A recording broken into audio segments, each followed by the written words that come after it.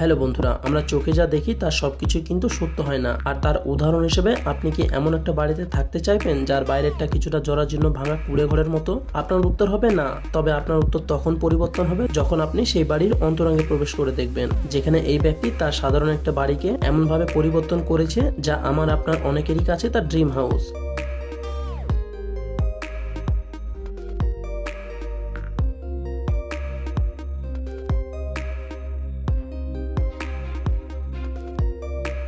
দেখা যায় সেই রুমের প্রায় সবকিছুই দামি।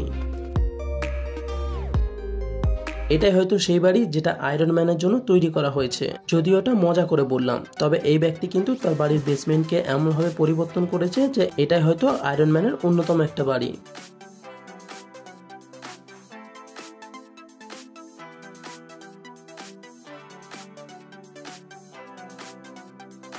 এই বাড়ির প্রত্যেকটা প্রবেশদ্বারই যেন দক্ষ সিকিউরিটি দ্বারা আচ্ছাদিত। এর এক একটা পাসওয়ার্ড দিয়ে দরজা খুললেই যেন এক একটা নতুন সব চমকদার রুম।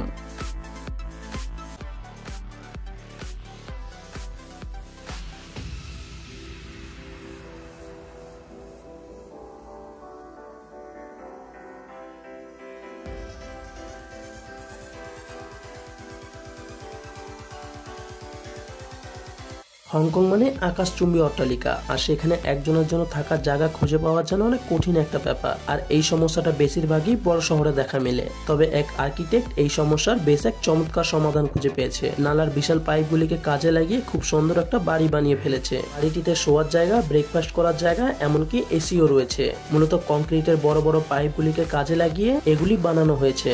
এর মধ্যে একজনের থাকার জন্য কিন্তু যথেষ্ট স্পেস রয়েছে।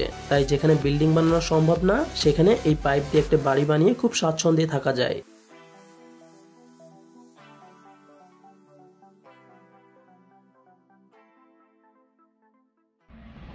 এই বাড়িটিকে দেখে আপনার জলে ভাসমান একটা বাড়ি মনে হতে পারে, তবে এই বাড়ির সিক্রেট রুমটিকে দেখলে আপনি মুগ্ধ হয়ে যাবেন। আসলে এই বাড়িটিকে যেহেতু জলের উপরে বানানো হয়েছে, তাই বাড়ির মালিক বাড়িটিকে আরো রোমাঞ্চিত করতে বাড়িটির সাথে আরো একটা আন্ডারগ্রাউন্ড বাড়ি বানিয়ে ফেলেছে। তাই আপনি যখন সেই বাড়ির নিচের অংশে প্রবেশ করবেন, তখন দেখবেন চারিপাশে সামুদ্রিক মাছ আপনাকে ঘিরে ধরেছে। আর সেই দৃশ্যই রাতের সময়ে যেন আপনাকে আরো মুগ্ধ করে তুলবে।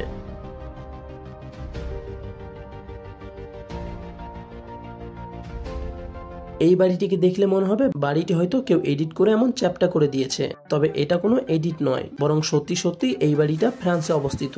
বাইরে থেকে বাড়িটি হাস্যকর মনে হলেও তার ভেতরটা কিন্তু পুরোপুরি উল্টো। আপনি চাইলেই কয়েকজন মিলে সেখানে পার্টি করতে পারবেন। এখানে সবকিছুই বিদ্যমান, তবে একটু ছোট ছোট।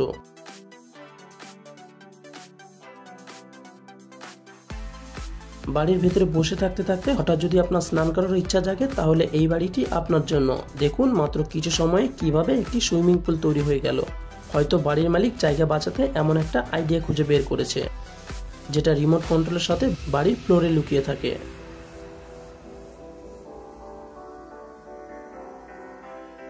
এই বাড়ির মালিক তার আলমারির পেছনে গোপনে গুহার উদ্ঘাটন করেছে। তো চলুন আমরাও ঘুরে আসি তার সেই গোপন গুহার আস্তানা থেকে। আসলে বাড়ির মালিক তার বাড়িকে একটু অন্যরকম করার জন্য এই গুহার আবিষ্কার করেছে।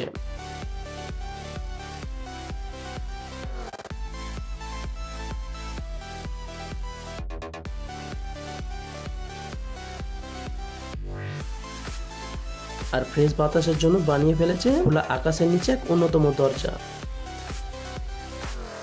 ভাঙা ক্রেন দিয়ে আপনি কি বা করতে পারবেন, তবে কিছু ব্যক্তি মিলে কিন্তু সেই ভাঙা ক্রেনটিকে একটি সঠিক কাজে লাগিয়েছে। তার একটি হোটেল বানিয়ে ফেলেছে। তাই কথায় আছে, বুদ্ধি থাকলে সব কাজই সঠিকভাবে করে ফেলা যায়। সবকিছু জোড়া লাগিয়ে তারা সেটিকে এক রুম বিশিষ্ট একটা হোটেল বানিয়ে ফেলেছে। সেটা ভাড়াও দেওয়া হয়। নদীর পাশে ক্রেনটি অবস্থিত হওয়ায় সেখান থেকে নদীর দৃশ্য যেন অপরূপ সুন্দর লাগে। বাস যেন একটা বহুমুখী কাজের জিনিস। বাস যে শুধুমাত্র রাস্তাঘাটে চলমান ট্রাফিকের মাঝে দেখা মিলে তেমন কিন্তু কথা নয়। ভেঙে পড়া চলমানহীন এই বাসটিকেও কিন্তু কাজে লাগিয়ে আপনি একটি বাড়ি বানাতে পারবেন। আসলে কিছু মানুষ টাকা এবং সময়ের অভাবে মানুষজনের ভিড় থেকে আলাদা হয়ে এমন সব অদ্ভুত বাড়ি বানিয়ে থাকতে শুরু করেছে।